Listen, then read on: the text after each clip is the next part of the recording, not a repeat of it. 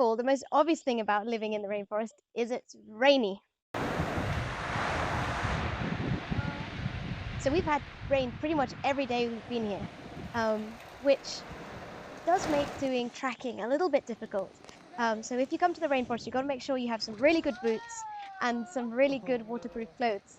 Um, Another thing about it being quite rainy is it means that things get quite smelly quite quickly because things don't dry out. So after a few days, your whole house starts or your whole hut starts smelling a little bit like socks. So those are the possible downsides about being in a rainforest. But on the other side, it is one of the most brilliant places ever. You know, you just walk out the door in the morning and suddenly there's so many different types of insects and butterfly. You could probably hear in the background the sounds of all the different, these are probably like cicadas and grasshoppers that you just don't get in the UK. So for me, that's the most exciting thing about being in a rainforest, just the diversity of the different insects and also animals that you see from time to time as well. So the biggest bodied beetle in the world is the Titan beetle. And I'm so unbelievably excited that we've managed to find some of these on our trip. So I have one of them here, which I'm just going to get out of this box in a minute. I have to be really careful because sometimes they might try and nip. So I have to be very careful as I get him out. So as you can see here, he likes staying in leaf litter because he feels all cozy in that. So I'll just really carefully see if I can find him for you without getting nipped. Let me see.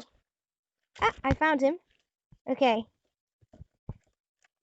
So here he is. There we go. Oops, we've got some leaf on him. You can keep hold of that leaf. So this is a Titan beetle.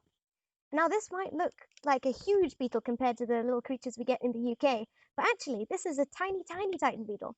And we got one this trip that was about 15 centimeters long, which was a complete monster in comparison to this little tiddler.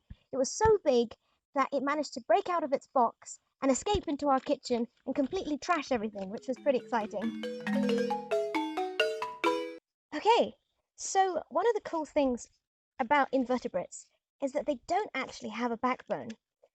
So as you can see with our little friend here, he has a really hard shell on the outside, which is kind of like having your skeleton on the outside. It performs the same function as a skeleton, kind of keeping everything in place and helping them to get around. But instead of being on the inside of the body, like our skeletons, it's on the outside of the body. It's not made of bone, it's made of a different material, but it's a kind of like pretty much the equivalent of wearing your skeleton on the outside of your body, as this little guy is here.